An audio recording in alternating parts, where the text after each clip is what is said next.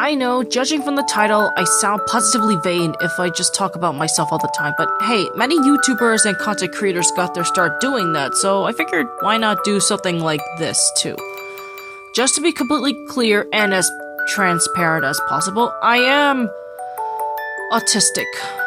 No, I'm not autistic to the point where I cannot function well in society, despite what some people would assume regarding autism, but I do have the usual quirks such as being hyper-focused on something, being sensitive in certain sensory areas, and having trouble with socializing, especially when I was a kid. However, there were some aspects of my personality that I wanted to know more about, such as my empathy skills, what part of the Enneagram I am mostly based in, and what temperament out of the 4 temperaments do I possess. I remember when I was in high school that I took a civics course where my teacher gave me a personality test of sorts called the True Colors. Said test involved a pair of clowns being depicted as partaking in different activities based on what colors they were placed in.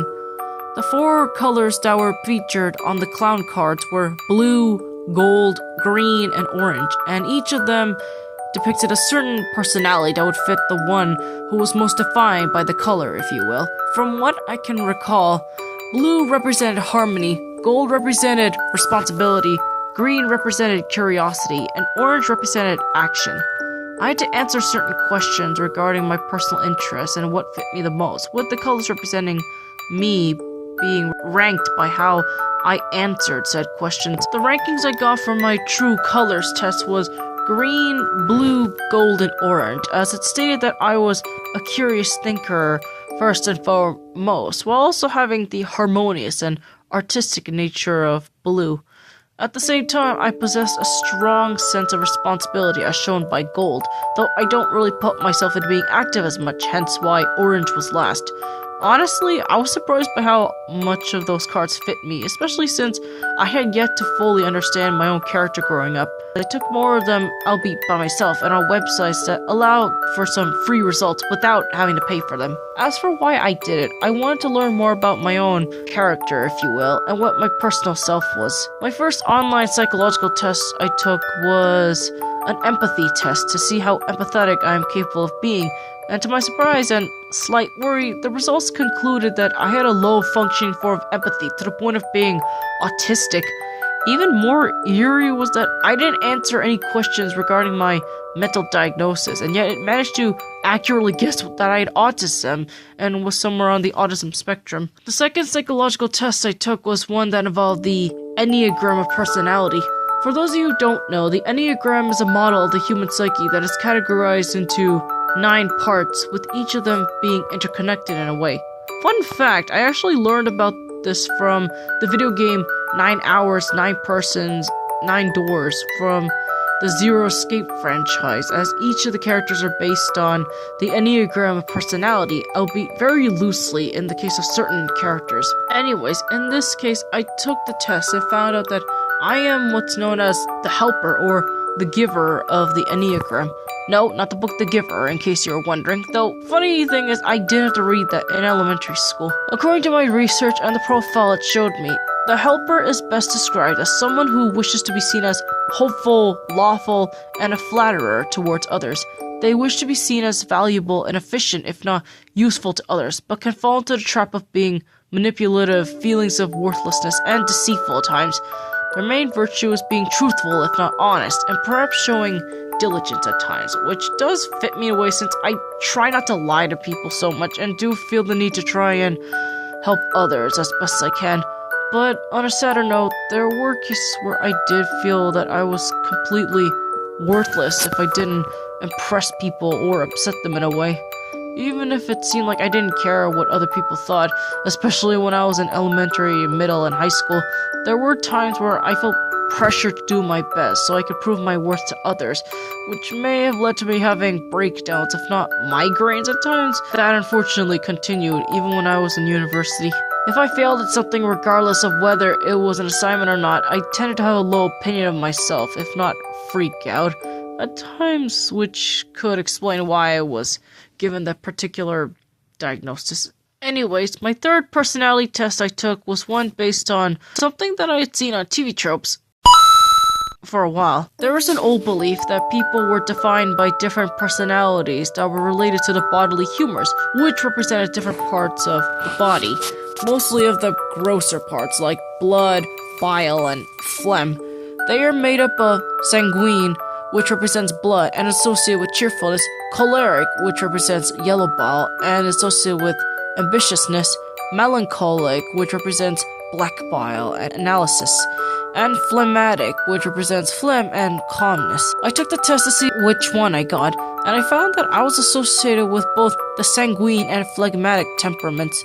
According to my research, being a sanguine person indicates that I am something of an outgoing social butterfly who seeks to do things that make people happy, but can lose focus in the process, whereas a phlegmatic person is known for being easy, calm, reliable, diplomatic, and peaceful, though they do so to avoid confrontation and can lack motivation. Honestly, just talking about and reflecting on them does fit me a lot more than I expected. Funny thing is, I took a personality test for what kind of character I would be for Dungeons and Dragons, should I ever play it, and it turns out I'm a bard. Who knew? The word hyperfixation means an intense, prolonged absorption in a certain person, activity, or subject, causing you to tune out the world and neglect other responsibilities, and they are often seen in ADHD and autism, but it is also possible to anyone in general. And considering I did mention that I have autism, I guess it would explain why I was obsessed with certain things in my youth, and even nowadays, though unlike most examples, I tend to not stay too obsessed for very long, as it comes and goes from time to time.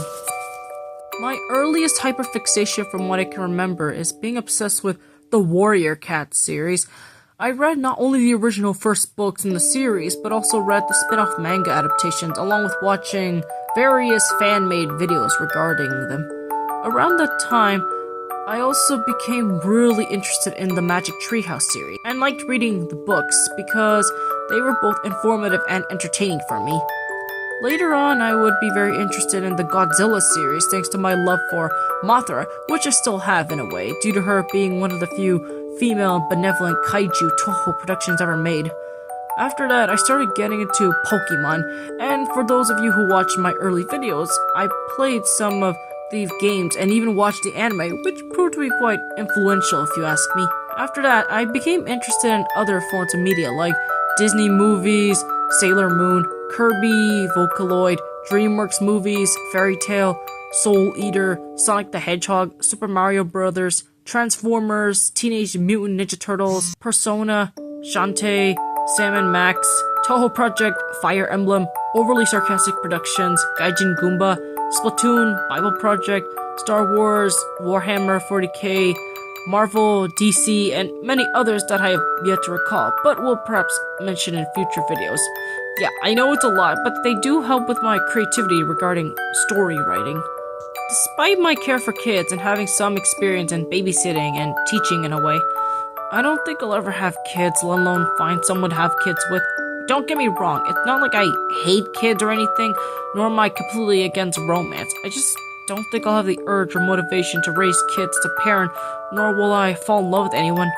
While the falling in love issue may have been caused by me having my heart broken by boys when I was a kid, it was also mainly because I lost interest in romance overall, since I wanted to focus on my work and my goals in life. As a result, I'm not really interested in romance nor being a parent due to wishing to focus on other things in life. And I guess that's everything about me so far. Though it may change over time, but who knows. I feel like those are the main traits that I have, at least that build up my personal character, if not my psyche.